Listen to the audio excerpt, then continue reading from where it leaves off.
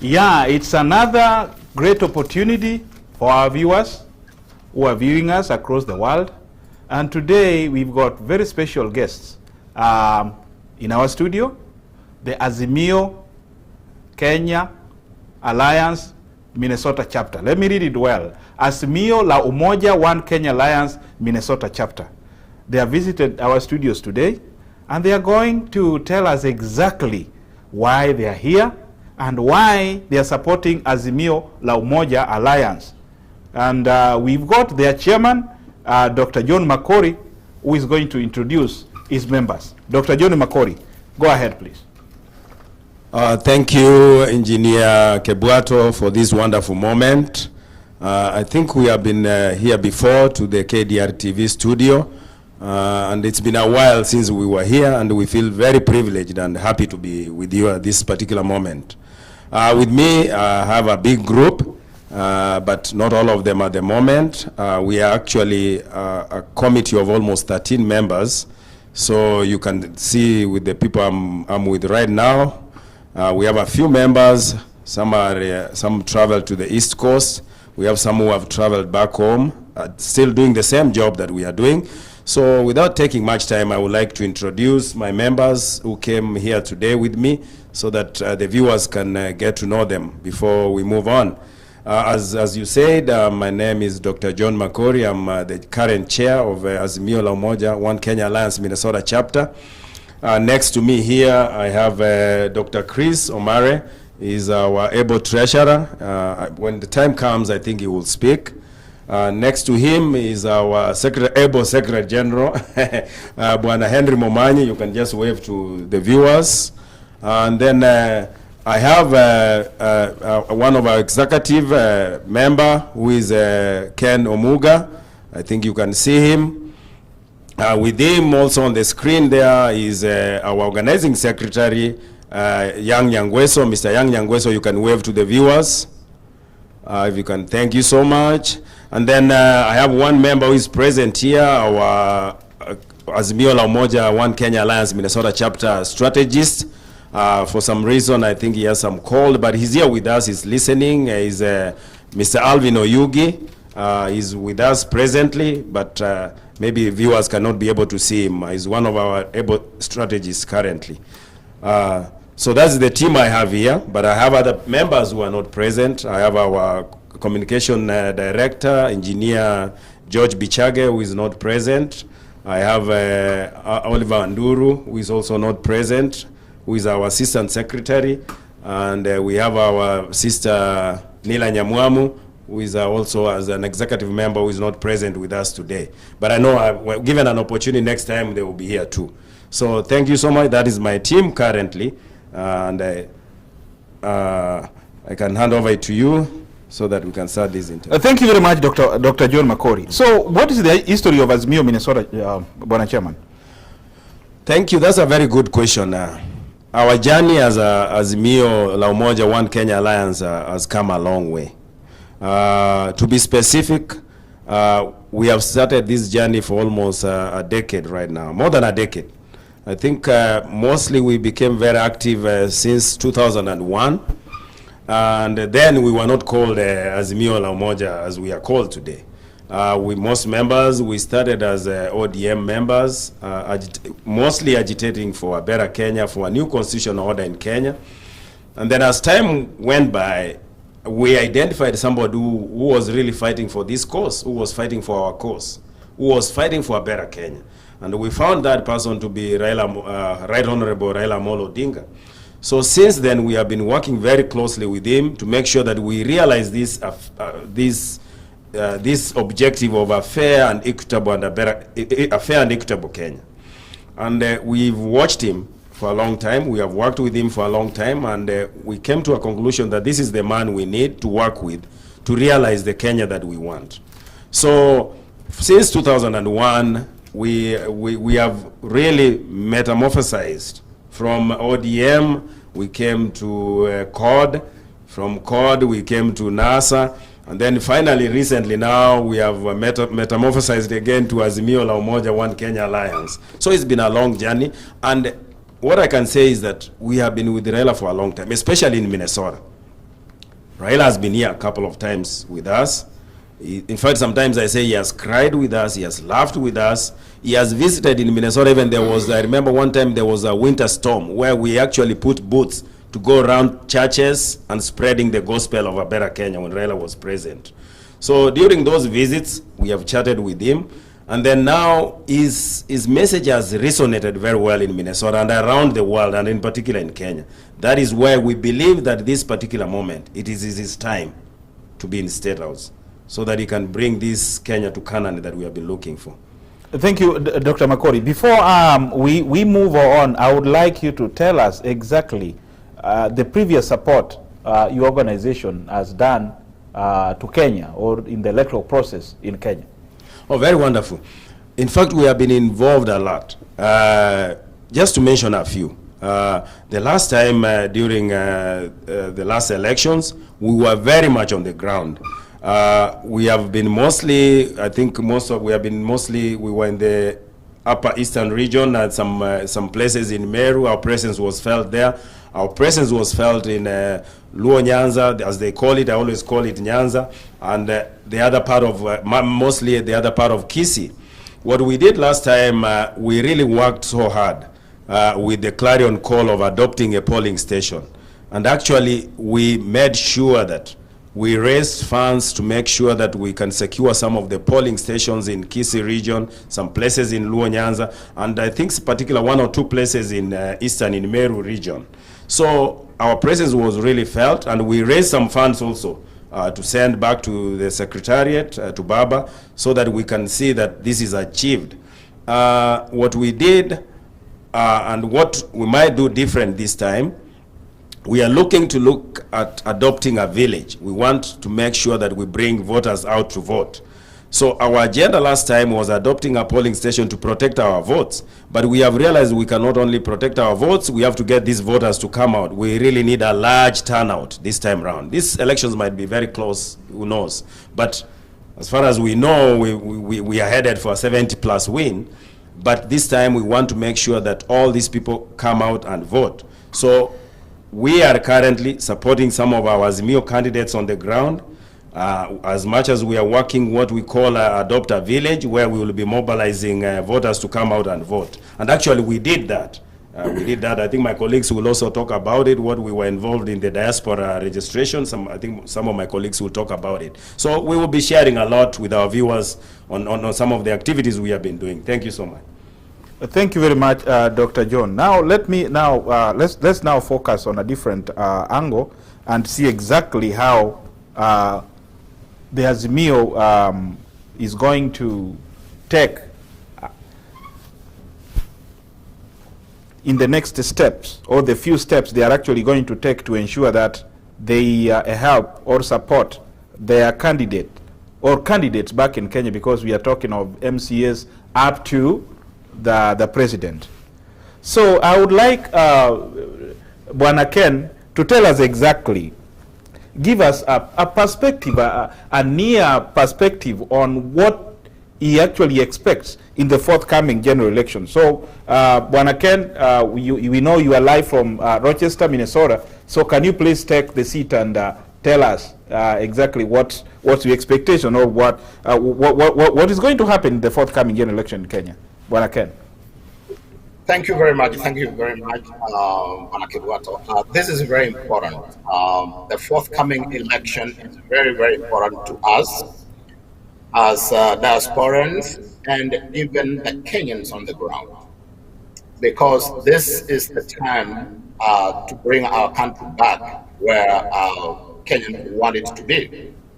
And this forthcoming election has two things.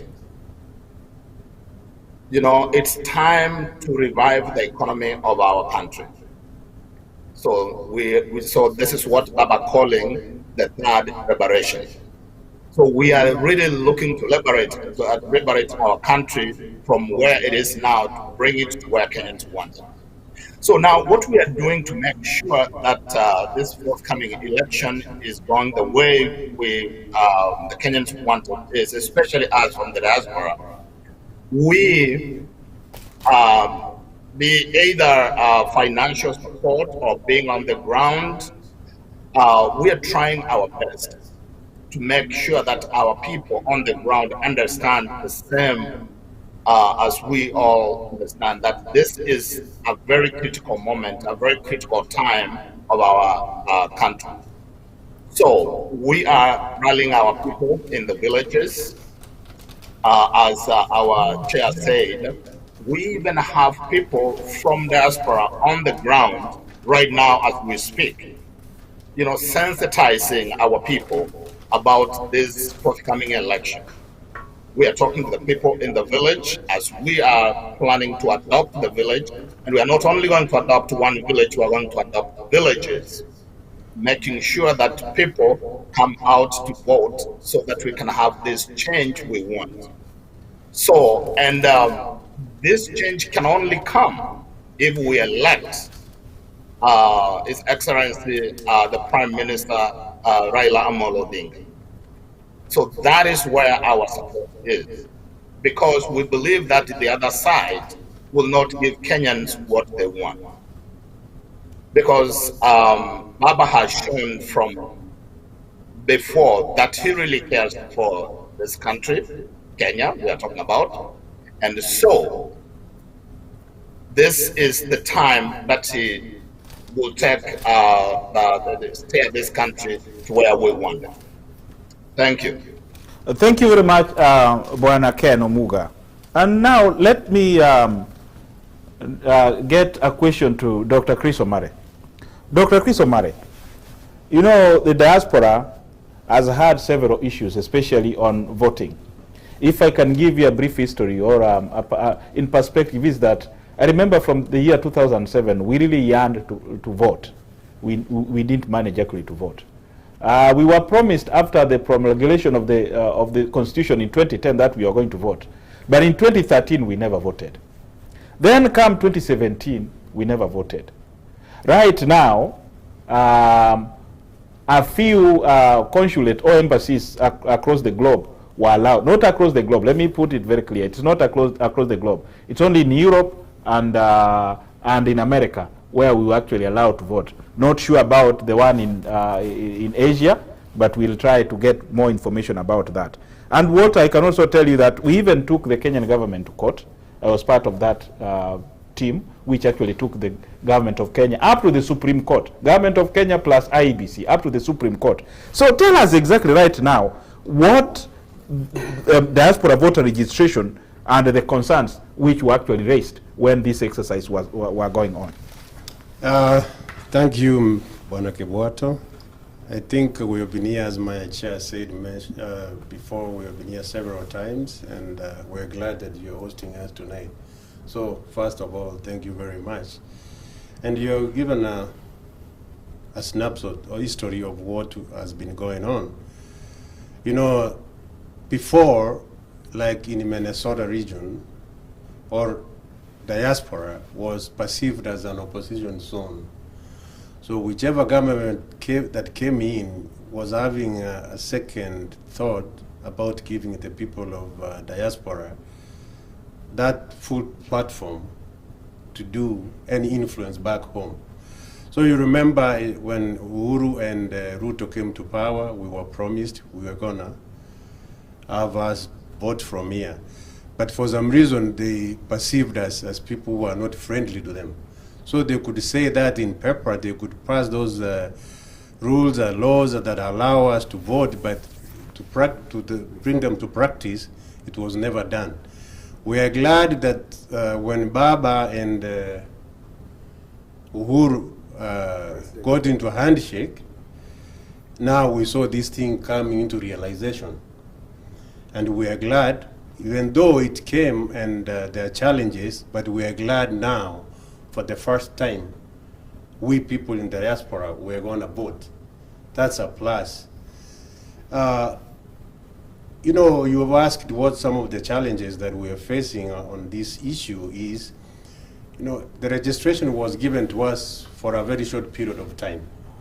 Number one, for most of the people who live in the US, especially not where we are in Minnesota and some other areas, that was a time when there was a challenge of people traveling. It was time of winter, people could not travel very easily or quickly.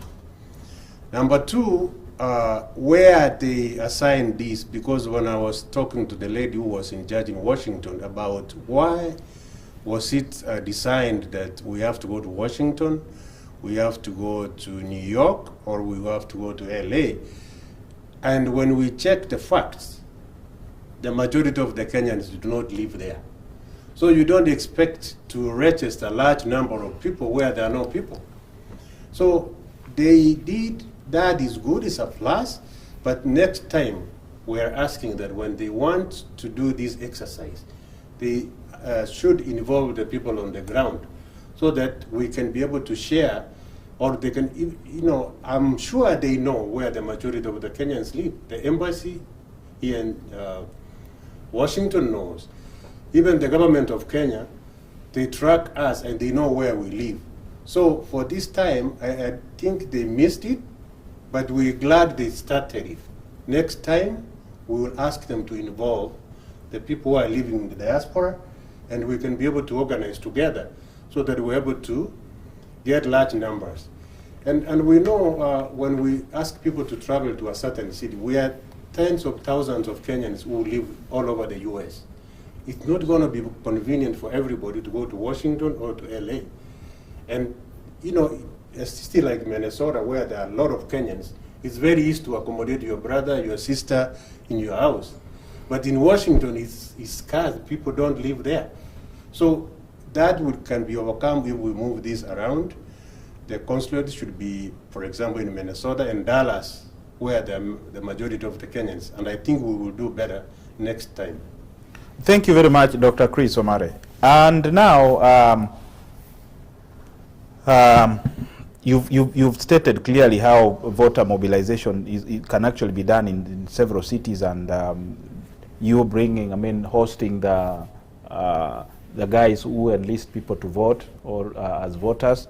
That one actually can be done, and you are pretty ready for that one. So let me hope that next time when they say like that, when the government or the IBC decides to invite you to offer those services, you'll definitely have to do that way. Can you try to tell people the government might be watching you, the IBC people might be watching you. By the way. Yes. By the so way. How can that actually be attained? By the way, the Kenyans who are here. Yes. Particularly in Minnesota, where I've lived for a long time. Yes. I know people here are very eager to host. Even let IBC not even worry about how can we raise funds to send our people. Let them open an office. We are ready to raise funds, equip that office. If they necessarily need to send somebody to come here and do it, they can. Or they can send somebody to come and teach some of the... We don't need to 10 people coming from Kenya to the US. People here are technologically savvy. They understand what is supposed to be done.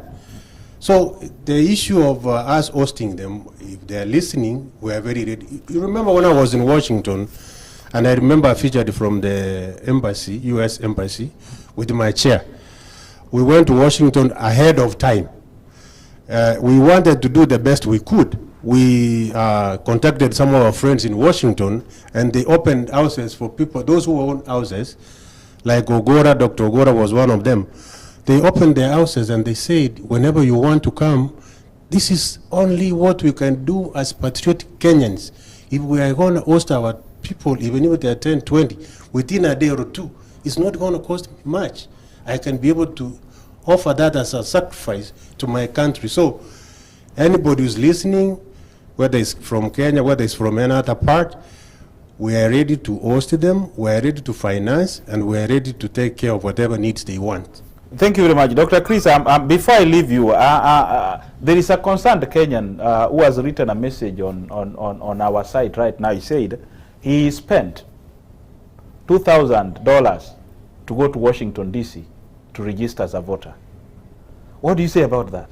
And that's what I'm saying. That's too much. Yes. You know, we were given a few days. Yes. You know, we were not prepared like for a whole year or 6 months, and somebody will start putting the finances together.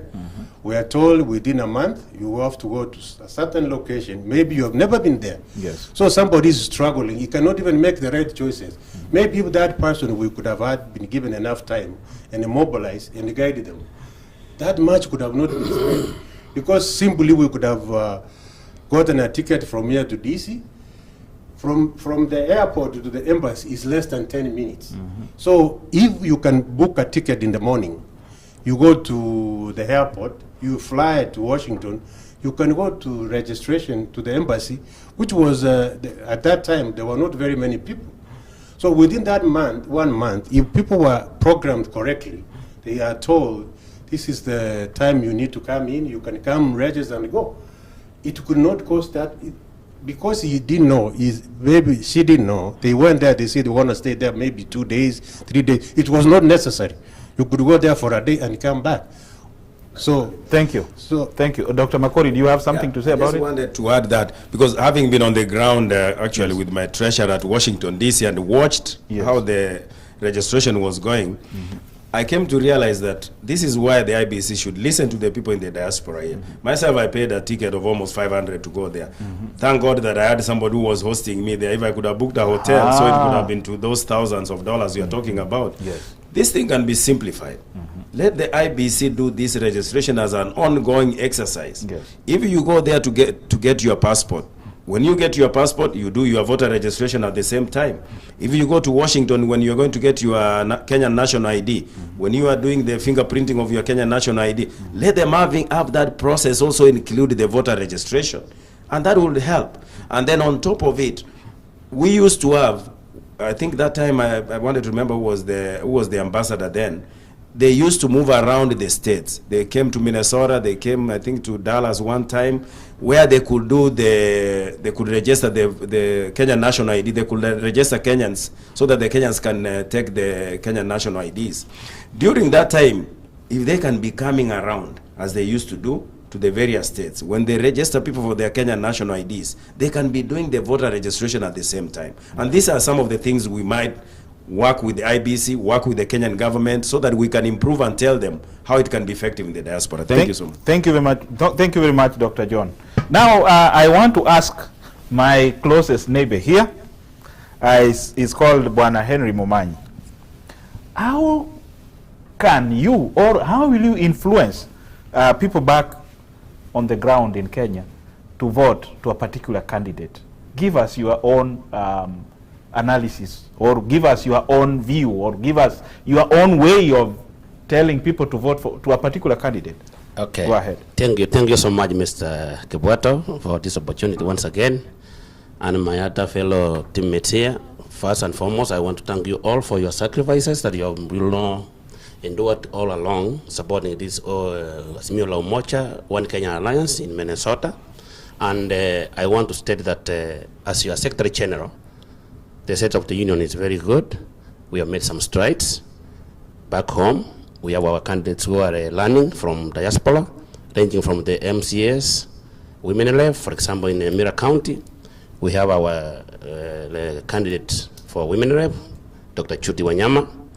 We have also our Member of Parliament from Moroni, Omuro Kowa, another one from Bobasi constituents, Sem Nyangito. We have one from Bochari, Mr. Jono Ondieki. Also, we have our senatorial candidate from Kisii County, Bwana Chevrolet Chui. We have also gubernatorial candidates from Wachi. We have Dr. Siad. And from our Nyamira County, we have Wakili Henry Ongeri. So, Mr. Kibwato, we are doing progress. And that's the only way we can encourage our people to support these candidates. We are being represented on the ground. These our candidates are doing, progress. We are in touch with them, and we are encouraging our people who are back home to support these candidates, so that we can make sure that our Papa, the 5th president, gets, the support he needs. So, we as a diaspora, Azimio la Umoja, One Kenya Alliance in Minnesota, and other parts of the United States, we want to see how we can support our candidates who are on the ground. We want to make sure that we support them financially, so that they can be able to move from one point to another. Financially, without finances, you cannot make any progress. And as this team you see here, we are in close touch with those people. Also, we want to encourage those people who are back home that these candidates are able leaders. They share our mission. If please you can support them when it comes to August 9 elections. Thank you. Thank you very much. Now the question goes back to, we want now to be joined by Brother Nyangweso, who is listening or viewing us, or who is joining the show or from online. Bwana Nyangweso, are you hearing us? Yes, very loud and clear, Bwana host. Thank you very much. So we want you to tell us, in perspective, why is Azimio not supporting Deputy President William Ruto, because he's also a Kenyan? Why did you guys actually decide to support DP Ruto, not, why did you guys decide to support Bwana Raila Odinga, not the DP Ruto? Go ahead. Or Yuda. Okay, yeah, okay. First of all, thank you very much for hosting us here in your show today, Engineer Kebwato. I'm happy to be here with my colleagues, Chair, Treasurer, Secretary, and the executives on board. First of all, I would just like to add something before I go into the Azimio policies and some of the manifestos that made us be attracted to what they're trying to do on the ground. I just wanted to add that Chris was talking about some of the voter registrations, which was very disappointing in the diaspora. And I was part of the team that was with them on the ground in DC, and I was number 190. And the people in DC themselves did not come out.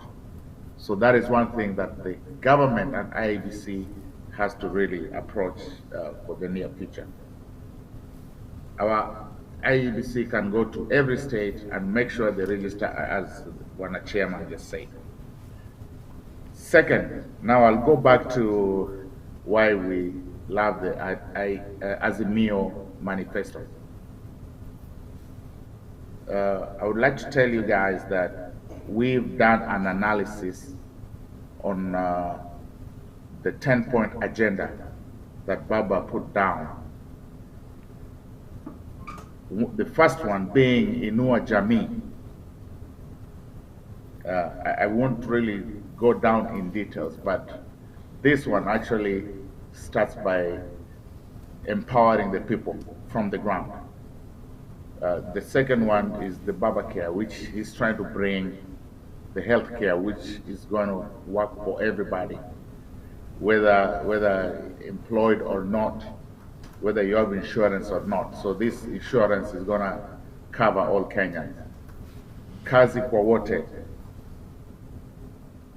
making people work. Uchumi wa kwa wakina mama, making sure the women are empowered. And our hashtag, the Inawezekana. Waste not a single child. Fukuza njaa. Maji kwa kila boma. One county, one product. And the principle of administrative continuity. I know we don't have too much time to go in details on all this, but we've sat down with the teams and really analyzed all these 10 points. And it's a very, very detailed program that every mwananchi on the ground is going to feel the pinch of it. Now, just to come back and clarify about the bottom-up economy that the Yuda is trying to talk about. This economy style cannot work in a country like Kenya. We are a third world country. with an unemployment rate of over 70%. A bottom-up economy will not work there because it will mean that you come and start feeding every unemployed person on the ground, which cannot work. Unlike the Azimio right now is talking about the trickle down, which is already working. You can see how the federal government money is going through devolution, going to the counties, and it's trickling down, and as our MCAs are making sure every area is getting what they require. So this is just a very simple example I'm going to give about the trickle down and the bottom up. But I know down the road we might be able to get more in detail when we have more time. But a trickle down economy is the only thing that can work in the Kenyan economy right now. And that is one thing I know Baba is doing right. The second thing, Baba, who is our presidential candidate, he's been a reformer since he left prison. This man has been fighting for Kenyans until today. You know, leave alone some of the propaganda being told out there that, oh, he wants to be president. No, he's been fighting for the common man. If you look at from the time in 1990s when he joined his father and he was one of the young Turks, and his father, people like Matiba, Shikuku, they were there trying to fight with Moi. He was there. Up to the time we got our new constitution. Right now, they try to bring in the BBI, which is a normal thing when you have a new constitution in a country. Because people don't understand that having amendments is a normal thing just to make sure that the constitution is right. But I'm not going to go into BBI right now because it's a matter that has been in court. But I'm just giving an example of the constitution. When it was written, it was not perfect, and it's going to need amendments. Just like the US Constitution has so many amendments up to today. You know, so I know very well that Raila Amolo Odinga is the best man for Kenya right now. We know our economy is in shambles. It needs a man who can do damage control. When I go back to the UDA presidential candidate, this man has done so much. I have a list of some of the corruption that he's been entailed in. And everybody knows about this in the country. This is a man we are not comfortable giving the presidency to. From stealing land, corruption in the treasury, when people were getting money with big trucks from the treasury, you know, Kimwarer dams and stuff like that. This is someone we cannot be safe leaving the presidency to. I hope I broke it down in a very simple way, but I hope it gives a point out. Thank you very much, Mr. Young, from your own perspective. That is perfectly okay. I mean, that is how you are seeing it. But now, let me now bring in Dr. Chris. You've heard what Young has actually said. All these allegations have not been proved. So as a technocrat, especially agitating or campaigning for Raila Amolo Odinga, from a technocrat's point of view, what do you tell a Kenyan voter why they should not get kitu kidogo to vote for a particular candidate? Young has tried to expound why he thinks Ruto is not the right candidate for Kenya. From your own perspective, how can you convince a voter down there to vote for your president and not Ruto, because they say whatever little Ruto is having is sharing with the people. So what about your candidate? Yeah? Go ahead, sir. Thank you. You know, and we are talking from here in Minnesota in the U.S., and some people might think because we are here, we don't know what's going on the ground. But I can assure you that nowadays, people who live in the U.S. are as much aware of what's going on in Kenya as anybody who is living in Kenya or who is living in Nairobi or another part of the world, because we are able to see and understand what's going on. You know, this tradition that is in Kenya now, that has been there for a very long time, that I cannot vote for you unless you give me something. You know, you see people coming to your doorsteps or to your gate in the morning. They say, Mheshimiwa, kitu kidogo namna gani. And when you try to tell people that this thing that you are trying to do or this practice is not going to move us to any level, it's going to make us stagnant. Because if in the morning you wake up, you come to my gate, you don't go to the garden, to the shamba, and till your shamba and prepare, and we do politics later in the evening, you are simply not moving yourself forward. You are moving yourself backwards. But this is what we know our leaders who are there, who have stolen money from the government are doing, because they don't feel the pinch of spending that money because they have stolen it. And what they are doing is to make sure they give you that money so that you vote for them and they go back and they still continue doing the same thing. So my people, you know, we can make a step, we can make a calling that can change our country.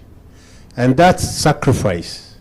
I know it's very difficult for me to tell you, don't take 10 shillings because you don't have sugar in your house. So what am I going to tell my kids? So let me take the 10 shillings and buy sugar for my kids, so they will feel that as a father, I'm working genuinely hard for them. But remember, that is stolen money. And money that is not genuine is not going to bless your family. It's going to curse your family. That's why even if you are a government official, if you are a church pastor, if you are a leader somewhere, even the people who are given simple leadership of even when there are funerals, people, there's this attitude of us Kenyans thinking that where I work, I must get something small. But that's what is going to take us back, unless we come out of that. Now, do I tell you don't take that money? Will you listen to me? Possibly yes or no. But if you take the money, you can eat the money. But can you make the right choice? Because people started somewhere. You know, you can take the money, but vote the right candidate to go to the office. This right candidate, you know, when he's sleeping, if he didn't give you money, he's not dreaming about recovering the money. He will be dreaming about working for you. While the person who is giving you money that he has stolen will be thinking about recovering the money and going to go back to steal. So we're a nation of Christians. We are Christians. And unless we go back to our roots and know, even in our tradition, when we were growing up, our parents taught us that we must earn honestly. If we go back to that and do the right thing, then our country will start being blessed. Don't think of going to an office and drive tomorrow. Take your time. It's us who will take the painful experience and moments to build our country if we wanted to get it. And Raila has been there. We have known he's been there for a long time, and he has done that. He's been crying, he's been doing everything in his power to make sure that we go into that right path. So we will talk more about that, but it's up to you to make the right decision, to do the right thing. Thank you very much. Dr. John Makori, if you can also add something on that perspective, and because of time, we are going to shorten it a little bit so that we'll be having some more engagements in the near future. Thank you very much, Dr. Thank you so much. To my viewers, maybe who are viewing from the rest of the world and those who are viewing it from the US, I'll be very brief. I think we have to be really very careful with this. this moment, this particular moment, this coming election, and as Baba has put it, is the third liberation of Kenya. What we need at the moment, we need a leader who can transform Kenya at this particular moment. We are at an economic crisis. The third liberation of Kenya now is the economic liberation. If we don't get it right now in these August elections, we may never get it. Most Kenyans have been turned to beggars. Majority of Kenyans have been turned to be beggars. While we have tenderpreneurs everywhere, getting the tenders, well, they don't even do their job, and they're flashing that money in four-wheel drive cars. And when they come there, the people, because the people have been converted to be beggars, they are there begging for them for the little they can get. Baba has shown us in his 10 agenda some issues, like the issue of water should be taken as a big issue. The issue of when he's trying to cushion the people with the 6,000 Kenyan shillings, people think is a joke. Today, there's a Kenya where people sit in their homes, watch Netflix, like as if they are living like people in the United States or in the first world country. And we have other people, as we always say, majority of Kenyans who are, as I say, who are having flying toilets, who don't even know where they can even get the 20 Kenyan shillings the following day. They don't even know when they just wake up, they even beg, can I get that kibarua kwa muhindi? They can never see it. So this is the moment we have to deal with this. If we don't get it right, and Baba has shown us he can do it. And I'm glad Baba will be coming to the US, I think maybe the 24th. He will be in Washington. Hopefully he will make it to Minnesota. These are some of the things we want to tell him. If he's coming in at this particular juncture, what we need, Baba, is a Magufuli moment. A moment where he comes in, that he can stop these tenderpreneurs. He can curtail this corruption. Move in. Ensure that people have even safe water to drink in Kenya. Ensure that people are cushioned with these 6,000 Kenyan shillings. These people who don't have, wanaitwa hoehai, maskini hoehai, somebody hata ajijui kesho itakuwa aje. We need them to be cushioned as we innovatively get Kenyans to work again. I know Kenyans are productive, but if you don't have jobs, if you don't have anything to do, what are you going to do? They sit around, they end up drinking. The people, some of them are already now, there are mental issues going on because there is nothing to do. So we need somebody to create jobs, and Baba has shown that. We don't need somebody to talk about 10 stadiums, but when somebody talks about those 10 stadiums, what Kenyans see is that these scandals, can you imagine if the scandals were done in the deputy president's office? When the Kenyans back home, those down below, when they see the scandals being staged at the deputy president's office, what do you expect them to do? They will be asking for the little money. They think, oh, if the people can do all those scandals. So that is why we are saying we need a respected president. A president who is white kama pamba. They have tried to put anything on Baba or is corrupt. They have never found it. But you have seen how the scandals have been staged at the deputy president's office. And you tell me that's the person who is going to transform Kenya? Forget it. Thank you very much. Yeah, Bwana Momanyi, you are closing short, please. Make it brief. Yeah. I've got so many questions here. Maybe you guys will need to come back another time so that you can articulate some of the issues. People are asking about Simbarati here. People are asking about the Homa Bay gubernatorial candidature, Siaya, and all that. So you guys need to come and tell us exactly what your perspective or what your view on the nominations of Azimio. Thank you. Once again, I want to urge all Kenyans to have peaceful elections. You know the campaigns are on, and like now we have one of the MCA's candidates who was killed in Umoja, because of that he was going to be maybe he was the favorite candidate. We don't know, but he was killed. He just came home and he was killed by the thugs. We don't know why he was killed, but our request is we need peaceful elections. That's why we want to encourage all our members, all people at home, to make sure that do your campaigns peacefully, and you have a right of voting for your own candidate that you choose. And our Minister of Internal Security, he needs to make sure that everybody is protected. But as Azimio, Umoja, Kenya Alliance Minnesota chapter, we want to encourage peaceful elections, and we will be coming, in all ways and means to support you. Even those candidates who are not from, Diaspora. Since you are in Azimio, La Umoja, One Kenya Alliance, we are supporting you in all ways and means possible. But make sure that you make the right decision, you know, when you are going to vote for your candidate. Thank you very so much. Dr. Chris, your parting shot.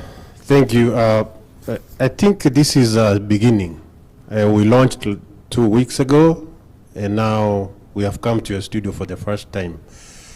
We're doing this in anticipation that Baba is coming to Minnesota this month. So we are beginning to advertise for Baba's visit to the US. My one thing that I want to say to our fellow Kenyans, honesty is good. I know people will go do all kinds of dirty work because they want their candidate to win. People are being exposed to a lot of propaganda, a lot of ideas that even you can't imagine they are practical. But what we want our people to be, to settle down. When you read something, give it a second thought. People will come and, the people in the rural area, because people try to control your mind by giving you money and telling you A, B, C, D. But I think now our kids, our partners, the people around us are exposed. Please look for a second opinion. People who have money will walk out around arrogantly because they know you depend on them. As much as you want to get something from them, take your time to think and process the ideas that they are passing on to you. We will be coming to you with more.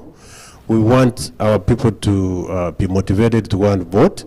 We will be sending our troops to the ground when the election is due, to be able to take people to the polling station. We will share more as we go by, but for now, we wish you the best, and we're here, and anybody who has an idea, and I've seen people comment on who is here. We are not permanent here. People here in Minnesota were diversified. There are Kikuyus here, there are Kalenjin here, there are lawyers, there are all tribes of Kenya here in Minnesota. We want to invite you to our group. We want to work together because Azimio is a combination of all of us Kenyans here in the US.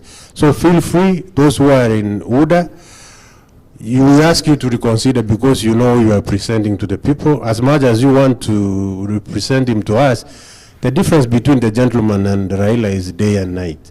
So we still ask you to reconsider your decisions as you move forward, because together we can do better than when we're divided. Thank you very much, Mr. Kibwato. We hope to see you again. Thank you very much. Before we close down, we are going to have Bwana Omuga make his closing statement from Rochester, and then followed by Bwana Young. Make it very brief, a minute please, a minute each. Make it very brief, as Bwana Young also gives his closing remarks from Brooklyn Park. Go ahead, Ken. Thank you very much. Thank you very much, Engineer Kiwato. Mine will be brief. Today I watched a show and I saw Dr. Miguna trying to damage Baba, that he has lost his credential. Baba has not lost his credential. Baba wakati huu ndio bado wako moto sana. He's trying to show the Kenyans the right way to go. But what I want to encourage our fellow Kenyans is vile wananchi wengi wamesema, kabla amua ni nani unaenda kupigia kura, kwanza angalia huyu mtu ametoka wapi, anaenda wapi, ni nini anafanya, atafanyia nini wananchi, atakufanyia nini wewe kama mwana Kenya. You know, so you don't want to be given 50 shillings, allow you vote somebody in, and that 50 shillings will not help you because that person will be thinking of the money they gave you. You want to vote somebody who has been there for you, just trying to make your life better, that you can find that 50 shillings for yourself.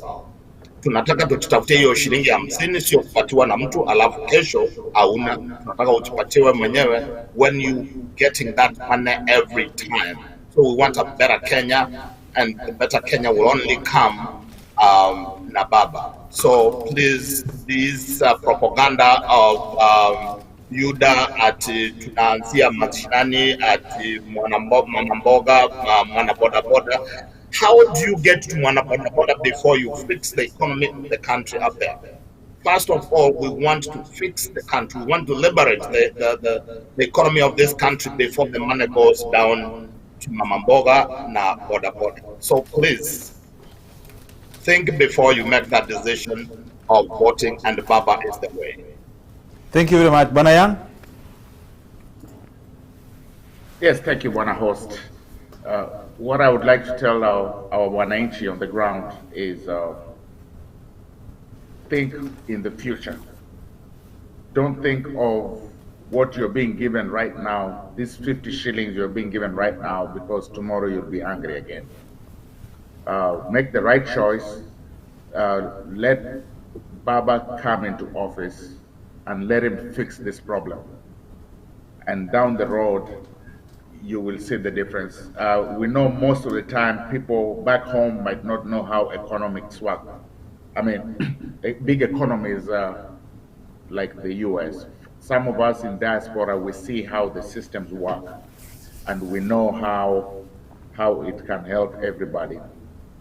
When I say that, does not mean that I'm saying people on the ground don't understand how the economies are working, but just the fact that we're being lied to, that we're gonna give you a bag of maize here to vote for somebody, and this person, you're never gonna see him until the next election. This is one thing, our people, you have to come to understand.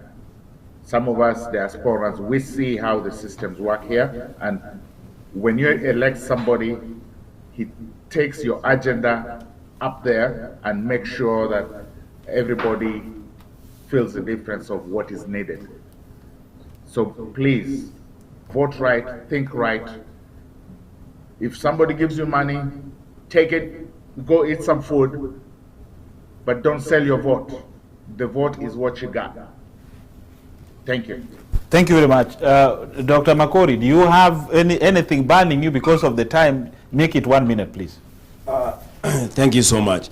I'm just saying this because I think this is the moment, as I said. And I was thinking this because I was looking at, at first, when the last elections, when I saw President Uhuru Kenyatta being installed as the president, I stopped watching his clip. Even if it would come on TV, I could not even watch. I could not even look at him. It was that bad for months. But I've come to realize that I think this president means good for Kenya. Why do I say it? He has really thought so hard about Kenya. For having, at first when he was supporting our Right Honorable Raila Amolo Odinga, I thought I wasn't taking it serious. But I've now come to realize that he's serious. And he has really thought about Kenya. Once he has thought about Kenya, he has realized that the best bet for Kenya going forward, to save this country, our motherland, Kenya, our best bet is Raila Amolo Odinga. And he has given us this opportunity as Kenyans. Please, my fellow Kenyans, let us not throw away this opportunity we have been presented. Even with our own present president, let us elect Raila Amolo Odinga as our next president. Thank you so much. Thank you very much, viewers. Again, we take this opportunity to thank all our guests, the Azimio la Umoja Minnesota chapter, for tembelearing us. Let me just use a Kenyan slang, to our studios, and we really appreciate their time. So next time, we definitely have to welcome you, and we also welcoming the UDA. We had a UDA president here, Minnesota chapter, and maybe one of these fine days, you'll have to debate, you guys. We need. Oh, you are ready?